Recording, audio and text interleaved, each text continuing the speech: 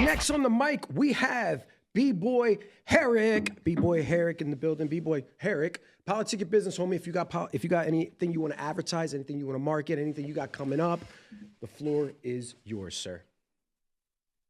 Nah, I got nothing. Just work. That's all. Working life. Just work, just getting money. Work. Yeah, shit. Work every day. Practice. Work out. That's all. Study. Okay. That's it. All right, so Maybe ask you a warm-up judging. question Judging. then, Yeah, homie? probably judging. Can I ask you a warm-up question? Of course you can. All right, so let me ask you the question first, and then I want to put some context to it. Okay? Yes. So, obviously, all you guys, we just came from an event, and all three of you guys here judge the event. Well, not Rich. Rich, you were the host. But Herrick, you were the judge, and also Jigs was the judge there. So my question is, just a warm-up question. We don't have to deep dive if you don't want to, but my question is, what is fair market value for a breaking judge? What is fair market value for a breaking judge? Let me put some context to this. Now, once upon a time, a breaker of strong influence said to me, know your worth, right? However, another very influential person once said to me, it's not what you're worth, but it's what you can negotiate. Okay. Now, I want to try to approach this particular question as objective as possible. As you know, I've been organizing events for over 2.5 decades, and I've always organized. When hiring judges, I've always was able to organize or at least have the conversation with them with regards to different terms and conditions, right? And it didn't matter whether they were a judge or whether they were a DJ, whether they were an MC. The idea was to kind of understand that I know what fair market value is. So do you know, as a judge, as an MC, as a DJ, do you know what fair market judge is? You know what I mean?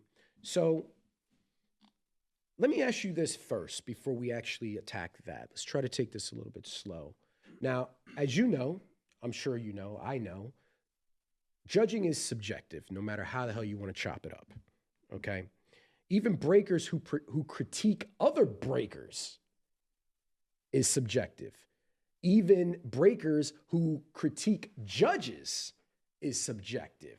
You know, whether or not that individual is a really good judge or not. That's your subjective thought. That's your subjective perspective. That's you just being opinionated. You know what I mean? In your opinion, how do you determine the value of a judge and then translate it to a number, like a price value, without being opinionated, without being biased? Well, certain subjectivity is real. I mean, we could say, oh, it's subjective. That means it's your opinion, right? But certain subjectivity is real. Like subjectivity to say this is blue or navy blue, but some of it is real. It's some type of blue. So in some subjectivity, there's realness and factual reality to what we say. So not all subjectivity is created equal. There's some that are actually reality of things that are happening. Now, when you say market value, right? Market value, to me, I start thinking a lot of things, but I mainly think of, it's like, how do I, is it worth, how 24 years of breaking is worth, right? And how my time is worth, right? And which situations I've been in breaking, not just in battering, teaching, learning, that it can equal to a service. That's what I think. And if I think of that, then I can come up with a big fucking number. But then if I want to be nice, I would say something fair for a judge. You know, good $500 would be good. Make my day good.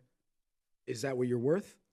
I would like, yeah, something like a small, like a jam like that. Yeah. Well, in general, is that what you're valued at? 500 would be nice. Okay. Yeah. Okay. I'll be like 400. Just give me now cash. I'll take it. Well, let me ask you this, because I know you may have your own personal system when it comes to critique and breakers. Yeah. Because it probably works for you the best. Yeah. Right? How do you convince others that your system is the best by the way of valuing it at $500. Um. Oh, okay.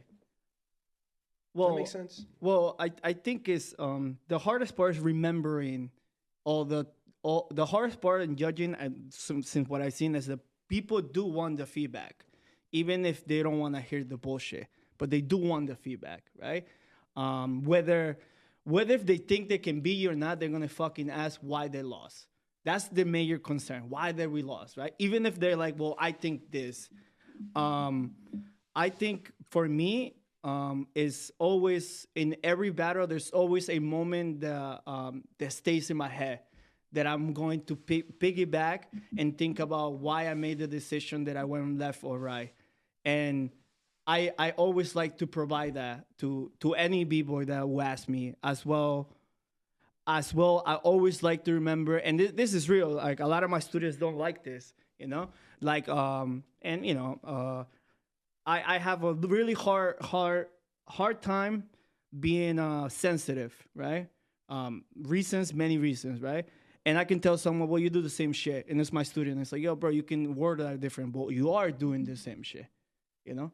So what I'm telling you, I'm implying that you should fucking do all the move, right away. That's what I'm implying. So to me, like if let's say if I remember another jam that I was, and I remember someone's round, and they were like just I don't know, let's say they were dirty, right?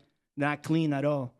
And they were better in the next round, right? Dirty is crazy. Dirty is crazy, right? Not clean. That's a crazy Yeah, well, it's the word to same, use. right? Dirty b-boys, dirty b-girls, It's crazy. right? Well, let me jump in real quick. I appreciate everything that you're saying, homie, because as an organizer in the past, I've talked judges, DJs, MCs down from $800. They said, "Hey, Ricky, can you give me $800 for this?" I go, "No, I can't do that. I can give you $200." And they would be like, "Okay." Right. So they basically dropped their value Yeah. more than half. That's like a 75% decrease. Yeah, but they probably want to just help you out. That's fine. I And mean, they whatever the they reason want to is, be that's probably in fine. the scene because they That- know that the scene, you don't have that budget. And that's fine, again, but this goes back to what I was saying, know your worth versus what you can negotiate. Now, I'll just give you my perspective when it always came to trying to value a particular judge or a DJ or an MC that I'm looking to hire, two things always came to my mind. One would be travel. How far out are you going? Are you coming from? Because I'm probably going to have to compensate you for your commute, right? So the value of your travel would indicate how much is coming out of my pocket to get you to my event. Two would probably be recognition, right? Notoriety, the clout of a judge, how many followers you got, how many subscribers you got, how long is your reach? You feel me?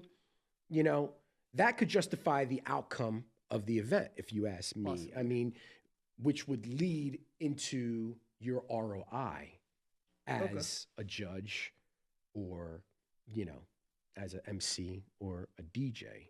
You know what I mean? If you're a big name, then everybody and their mother's coming out to come see you.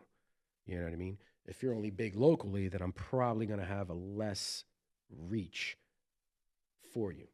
You know what I mean? So fair market value, is it, in your opinion, something that's solid, concrete amongst all organizers and promoters? No, it's not a reality. Or would you say it's what you're valued at, or it's more so what you can negotiate? I don't think it's a reality in local events here. I don't think we have the popularity. I don't think we have the population either to make something as marketable. Like you said, no, nobody. I can only give you 200. Of something that they asked for. So that means you don't have it. So or other people might not have it. So I don't. I think I think knowing your worth and knowing how much your knowledge could be. Right. And as a trainer, I learned that a lot. Right. I learned a lot. That sometimes, like, if I need to find your problem, right, I need at least 100 an hour to find it. At least, and I don't need you Minimum. I don't need you one day. I need you at least. I can probably need you once a week, but I need you at least 3 months to figure something out. Because then I won't figure it out. There's patterns that needs to come out. You know, in order for me to know what's happening in your body and to understand your anatomy and etc. Right, or your chemistry, right? Okay. And but in breaking, I don't think there's that big market. And if there is the big market, it's always control.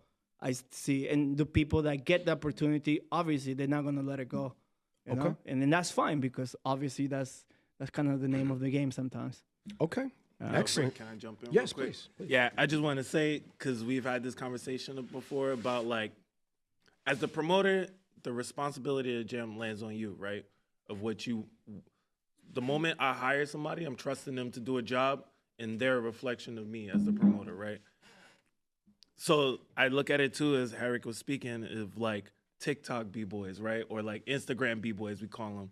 People who got all these views but don't show up to jams, right? Or like all these views and they look hot in practice, but like when it comes to a jam, it's like they don't be, that's not how they really get down. Or like when it's more than one round, they don't got it. And can you articulate Right. what you need to teach that person, right? Right, if that right. person really cares. Because if you can't articulate, if you can't be, if you're just going to be like, fucking go off, and there's no explanation about it, and it's a dude that had nothing to do with like the streets, he's gonna be like, oh, go off. Well, okay. but they're getting the work, and they're the ones getting hired.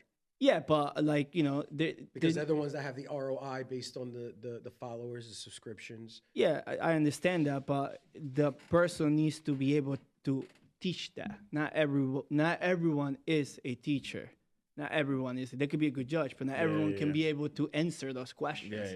You know, like today I had a situation. Someone told me, I think we won, and I told him, I was like, I think it's really hard for you to see it when you're battling, and that's your opinion. It's okay. And then mention a lot of why, right? And then I said the same thing. I was like, well, you guys did that too. So who do I penalize you more because of that? Just because you notice it, I need to penalize it less. You know, I mean, you're battling. Your focus is to beat that person, not to judge if you're winning or not. Exactly. That's how you lose.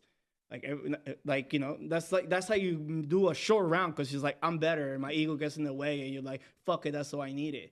And I think that's not a mature mentality in breaking, especially in battling. And going back to the, you know, kind of word that you use, like the little feminine. I don't think it's feminine.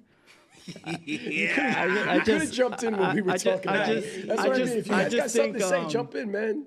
I think battle implies, you know, death in a sense, a way. All right, so.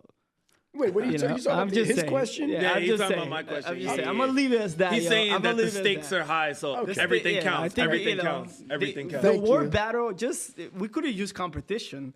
We could have used another word, but we chose battle. And battle, if we go back, you know, people fought for other less things back in the days. Yo, you know what else? I You don't know, think that was less the thing. question, but okay. you know what else grinds my gears? This whole like, let's have a conversation versus let's have a battle in the cipher, right? It's like there's a conversation, which is like Okay, you all can right. have a Well, let's conversation. stay on topic. Let's People stay on are topic. throwing water at the floor. I'm just saying. I appreciate. I'm saying super I hairy out appreciate you here. guys. That was crazy. Thank you, Herrick. I appreciate you, homie. Wait. Do you hire a guy with 500K followers, or you hire a guy who's the good judge? If my ROI depends on the guy with the numbers, and it's going to be the guy with the numbers. Then you're If gonna my- pick, you're if gonna pick my the ROI hot Well, it B-boy depends. lollipop. From a B-boy promoter, lollipop. From a promoter's He perspective, dressing all the ways that you was from talking a about. promoter and an organizer's perspective, Yo, my goal is to maximum get estrogen. the ROI. Maximum Any way, estrogen. any means necessary. He could wear whatever. I appreciate you. Thank you, He Rich. could wear the chainmail with the chest out.